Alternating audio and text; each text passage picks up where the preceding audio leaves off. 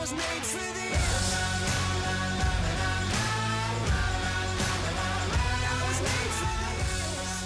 Well, Archie Downs bringing you the Punters Lounge Live for this Saturday morning. We concentrate on the racing out of Rose Hill later on today. Brad Gray is our correspondent and form analyst. Good morning to you, Brad.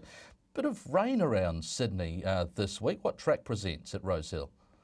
Yeah, good morning, Jason. We've been okay the last couple of days, but we just took a really big dump there earlier in the week, a big dumping of rain. And as you know, this time of year, once we get that, cold mornings, cold nights, there's just no drying conditions. So we're on a heavy 9, but it should be a pretty good heavy 9. It should hold together. It certainly won't be one of those bottomless heavy tracks that we see from time to time when you get race on the day.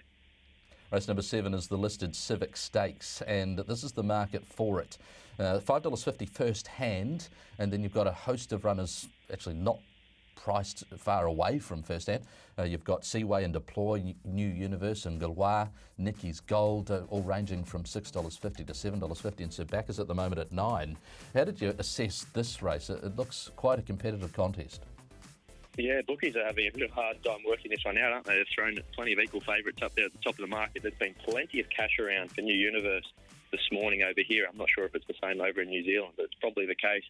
He's firmed right up, and he's a big chance. But the runner that I have settled on is Seaway in this race. Now, there's not a lot of speed. You've got Deploy will kick up from an inside draw, but I imagine Seaway comes across and parks on his outside. And the replay we're going to have a look at is Seaway winning really well their first up last campaign over at Rose Hill on a wet track as well. Now, this is 13.50. That was 15. I don't think that's too much of a query. If he can reproduce this effort, I think he makes him the horse to beat. As you see with these Chris Waller runners first up, though, you want to see a little speck of money. So if we get a bit of a push come jump, I think he's certainly the horse to beat. But as I said, New Universe is a horse that he has his detractors, he's hard to catch, but he's certainly flying at the moment. He can run some big sectionals.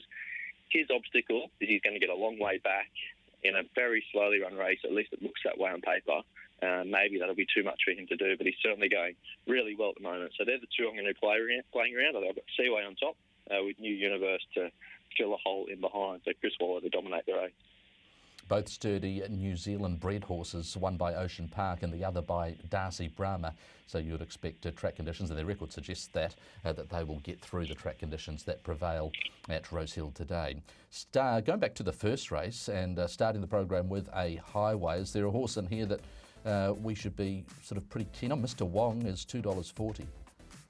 Yeah, I think he's the best of the day here, Jason. We can hopefully build a bit of a bank there for the rest of the card at Rose Hill. Race 1, number 1, and hopefully the 1 goes in the frame after they run this particular run. Now, after last start, where he went really close at Randwick, that's replay we're going to check out. He just missed there. It was a heavy deck at Randwick, so we know he handles the wet fine. He'll plough through it. Now, this horse is a profile that he's going to appreciate 1,400 metres. Last prep, he only got warm when he's out at 1,400 metres. So what he's been doing early in his campaign here is just a little bit of a bonus. I think I wrote down in my black book notes there after last start, wherever he goes next time out to 1,400 metres, he'll be winning. He gets back here. He's drawn a little gate, which I think is perfect. He's a little bit more comfortable outside of horses as opposed to inside them, and he'll just be coming down the guts of the track with good speed on. So I think he's clearly a horse to beat. He is getting skinny enough at $2.40, but I do think he's the clear standout in terms of best of the day. Is it a little bit niggly, the map for Mr. Wong, sort of given his price now? A little bit, yeah. When you want to be taking a $2.40, you certainly want most things to be aligned, and more often than not, you'd like to see them making their own luck on speed. So he will drift back a bit.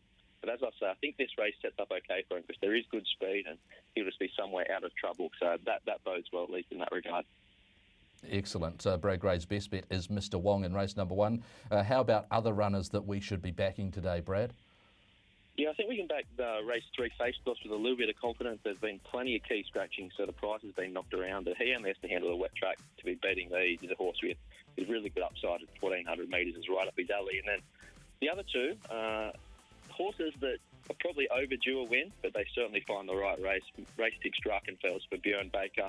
He's been really charging the line. He strikes a very winnable race, and the same can be said for race 9, Nick O'Shea, my lucky last there. He's bumped into Capperjack his last couple of starts, but there's no Capperjack here, so I think you'll take a hell of a lot of beating there in the last. Excellent stuff. Always good to get Brad Gray's thoughts. Racing New South Wales form analyst throws out plenty of winners on the Punters Lounge Live.